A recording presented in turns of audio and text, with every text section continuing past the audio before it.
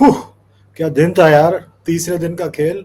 मतलब मुझे तो लगा था आज इंग्लैंड 600-700 रन बना देंगे, जिस तरह से जेमी स्मिथ और हैरी ब्रूक बल्लेबाजी कर रहे थे। मतलब ऐसी पिटाई, जबरदस्त पिटाई की आज हैरी ब्रूक और जेमी स्मिथ ने। और 2 घंटे का खेल जो था ना, सुबह का, मुझे ऐसा लगा कि प्रसिद्ध कृष्णा पता नहीं किस बात के लिए प्रसिद्ध है।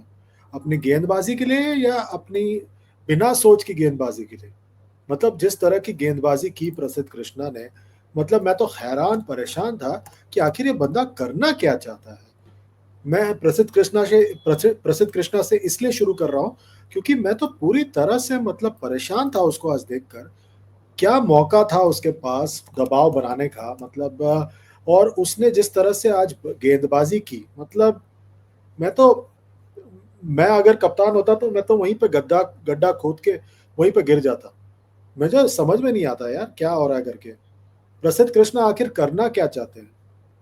और ये जो मौका है, मतलब उनके पास बार बार नहीं आने वाला। दो लगातार टेस्ट मैच, और उन्होंने इस टेस्ट मैच से पहले प्रसिद्ध कृष्णा ने प्रेस कॉन्फ्रेंस में आकर वादा किया था कि मैं बेहतर बॉलिंग करूंगा, मैं अपनी इकोनॉमी रेट पर काबू पाऊंगा। ये सब आके कहा था उन्होंने। उसके बावजूद वही गलती, फिर एक बार वही चीज उन्होंने किया। और मैं तो मतलब एकदम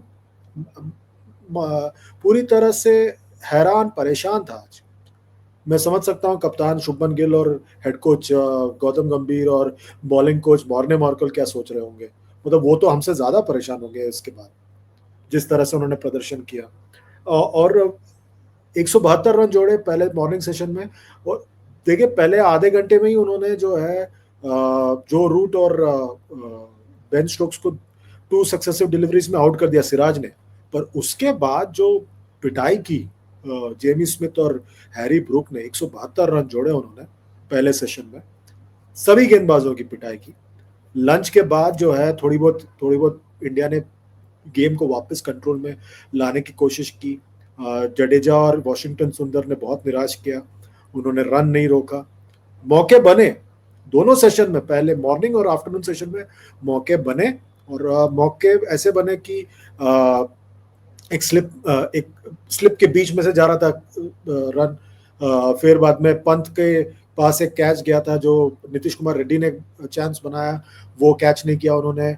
उसके अलावा जो है वहां पर एक रिटर्न कैच का मौका बना था सुंदर की गेंदबाजी पर, वो पकड़ नहीं पाए क्योंकि आगे गिरा उनके।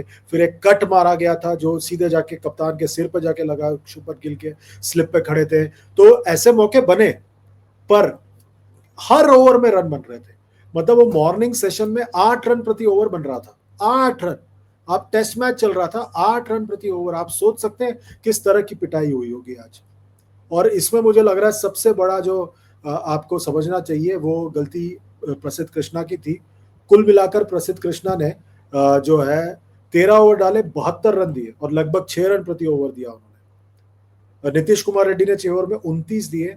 जडेजा ने 17 ओवर में 70 दिए। वॉशिंगटन सुंदर ने 14 ओवर में 73 दिए। तो मतलब लगभग 5-5 रन प्रति ओवर दोनों स्पिनर्स ने डाला।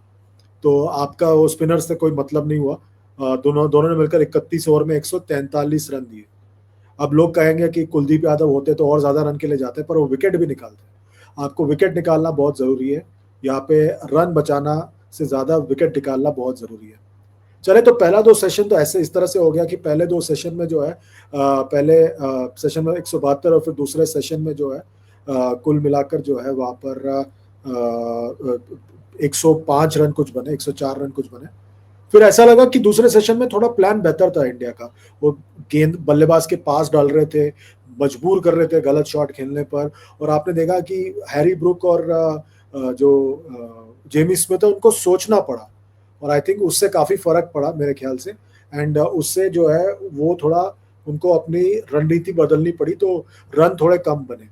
अब टी के बाद जो है वही सिलसिला बढ़ता गया और ऐसा लग रहा था कि शायद इंडिया जो है फटाफट अपना लीड गंवाते जाएगा, क्योंकि रन भी तेजी से आ रहे थे। और इंडिया उस वक्त जो है नई सेकंड न्यू बॉल का इंतजार कर रहे थे।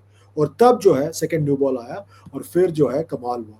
80 के ओवर के बाद जो सेकंड न्यू बॉल अवेलेबल था, उसके बाद 83वें ओवर में हैरी ब्रुक का विकेट गया।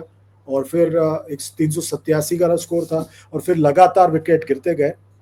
मतलब ये बात सोचे कि कुल मिलाकर जो है 20 रन पर 5 विकेट गिरे।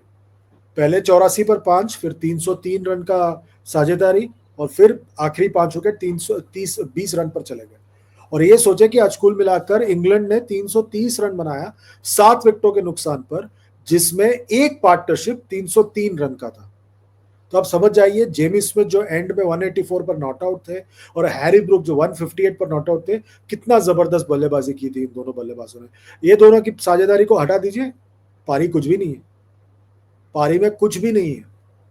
और यह आपको बताता है कि आप इस बेसबॉल की बल्लेबाजी को रोक सकते हैं, पर उसके लिए आपको उस तरह की गेंदबाजी भी जरूरत है, जो आज हमने प्रसिद्ध कृष्णा से और बाकी गेंदबाजों से नहीं देखा। एंड में आपको मानना पड़ेगा कि मोहम्मद सिराज जबरदस्त गेंदबाजी की उन्होंने, जो है वहां पर 6 विकेट निकाले, बेहतरीन गेंदबाजी की, 6 विकेट निकाले उन्होंने 70 रन देकर। आकाशदीप ने जबरदस्त गेंदबाजी की, 4 विकेट निकाले 88 रन देकर, और ये इसी के बदौलत जो है इंडिया को 180 रन का लीड मिला। और जवाब में इंडिया ने 51 रन पहले जोड़े, और मेरे ख्याल से वो जबरदस्त शुरुआत थी। 8वें ओवर में 51 रन बन गए थे, और उसमें राहुल और जायसवाल ने रन बनाए। जायसवाल आउट हुए 28 रन बनाकर, और जायसवाल के आउट होने में थोड़ा कंट्रोवर्सी हुआ था। वो बात किए जा रहे थे राहुल से, और क्लॉक पर नजर नहीं रख रहे थे, और क्लॉक जो है 0 पर हो गया था। अंपायर ने आउट दे दिया था उनको, बांग्लादेशी अंपायर ने। और फिर वो गए रिव्यू करने के लिए, स्टोक्स आए दौड़ते दौड़ते, क्या कर रहे हो, कैसे कर सकते हो। फिर अंपायर ने कहा मैं टीवी अंपायर से चेक करता हूँ। चेक किया तो उन्होंने कहा नहीं ठीक है। फिर भी रिव्यू का कोई फायदा नहीं हुआ, और वो आउट पाए गए। और एंड में इंडिया 64 फॉर 1, 244 का लीड हो चुका है अभी। अब 2 दिन का खेल बचा हुआ है। अब सब सोच रहे हैं कि कितना बड़ा स्कोर खड़ा करना पड़ेगा इंडिया को ये टेस्ट मैच जीतने के लिए। इस लाइनअप को रोकने के लिए मेरे ख्याल से 650 रन की लक्ष्य का आपको सोचना पड़ेगा, but more realistically closer to 500, क्योंकि वो चैलेंज लेना पसंद करेंगे। क्लोजर टू 500 मुझे लगता है वो बेटर होगा। अभी 250 हो चुका है, और 200 रन बनाना आपको 2-2.5 सेशन बैटिंग करना पड़ेगा। बैटिंग के लिए अभी भी अच्छा है, पिच बहुत बढ़िया है, फ्लैट पिच है। फिर आप कम से कम 105-110 ओवर दें उनको चेस करने के लिए। अगर वो बना दें तो बड़ी बात है, उनको थैंक यू वेरी मच। अगर नहीं बना है तो भारत लॉर्ड्स में 1-1 की बराबरी के साथ जा पाएगा, और तब बुमराह भी अवेलेबल होंगे। और मैं होप करता हूं कि वहां पर कुलदीप यादव की भी आप खिला पाए, ये मेरी उम्मीद है।